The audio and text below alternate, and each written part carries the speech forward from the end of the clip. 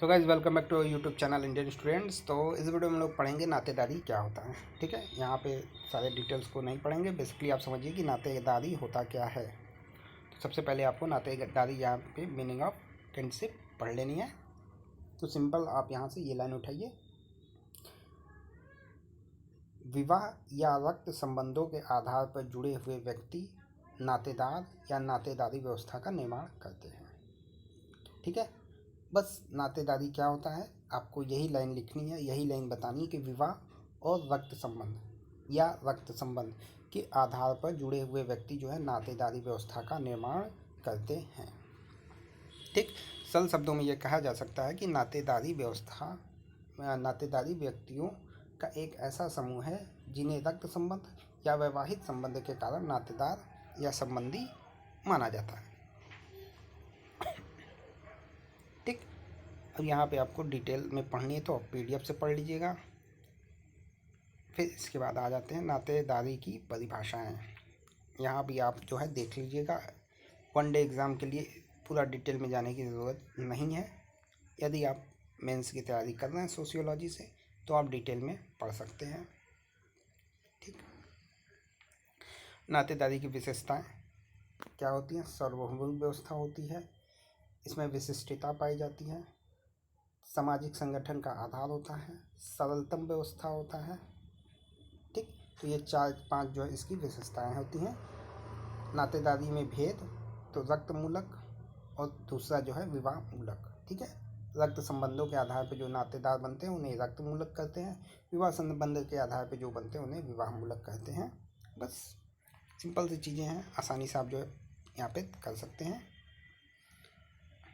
विवाह मूलक में सास ससुर ननद भौजाई जीजा साली ये सारे जो है विवाह मूलक नातेदार में आते हैं। नातेदारी संबंधों के आधार पर व्यक्ति को दो परिवारों का सदस्य माना जाता है, एक जन्म का परिवार, दूसरा जनन का परिवार। ठीक है, यह वह परिवार है जिसमें व्यक्ति का विवाह होता है, इसमें पत्नी और बच्चे शामिल होते हैं। ठीक है, समझ में आ गया होगा। ऐसा कुछ यहाँ पे आपको नहीं मिलेगा जो आपको अलग से पढ़ना हो या जिसमें कुछ टेक्निकल चीज़ें हों, बहुत सिंपल चीज़ें हैं।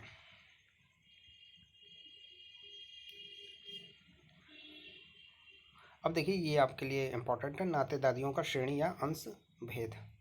तो पहले 3 प्रकार के होते हैं। देखिए नातेदारियों में प्राथमिक, द्वितीयक और तृतीयक। तो पहले एक तो आपको यही पता होना चाहिए कि नातेदार जो है 3 प्रकार के होते हैं, 5 प्रकार, माफ़ करिएगा, प्राथमिक, द्वितीयक, तृतीयक, चतुर्थीक और पांचविक। लेकिन 3 जो है वो सबसे महत्वपूर्ण होते हैं, प्राथमिक, द्वितीयक और तृतीयक।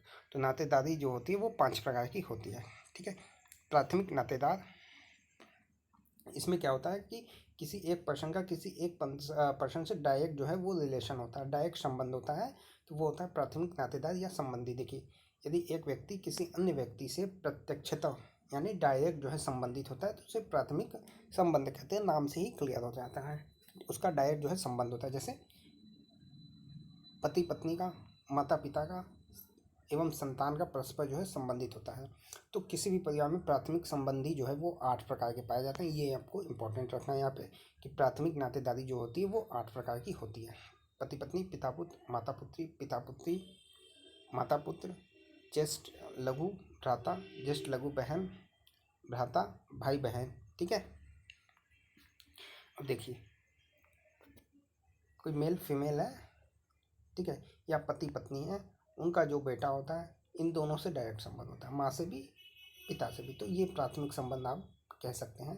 यहाँ पे देखिए यहाँ फादर से दिखाया गया, यहाँ मदर से। ठीक है, तो दोनों से संबंध होता है, तो ये हो जाती है प्राथमिक नातेदारी। द्वितीयक, जो लोग उपयुक्त प्राथमिक संबंधियों के प्राथमिक संबंधी हैं उन्हें हम द्वितीयक संबंधी कहते हैं। ठीक है, उदाहरण के लिए बहन का पति बहन के लिए प्राथमिक है परंतु भाई के लिए द्वितीयक संबंधी है। ठीक है, इसमें जो है देवर, भाभी, जीजा साली ये सारे जो है रिश्ते आते हैं द्वितीय संबंधियों में। तो ये भी पूछ सकता है निम्न रिश्ता किस श्रेणी में आता है, कौन से श्रेणी में।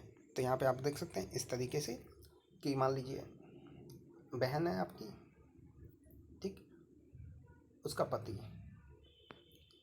तो देखिए बहन का पति से तो प्राथमिक रिलेशन है, प्राथमिक रिश्ता, लेकिन आप जो है यानी बहन के जो भाई है उनका जीजा से रिश्ता द्वितीयक होगा। कैसे? भाई का रिश्ता बहन से डायरेक्ट है, प्राथमिक।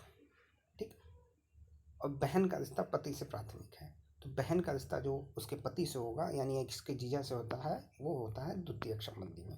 तो इस तरीके से आपको समझ जाना चाहिए कि द्वितीयक नातेदार कौन है। फिर तृतीयक।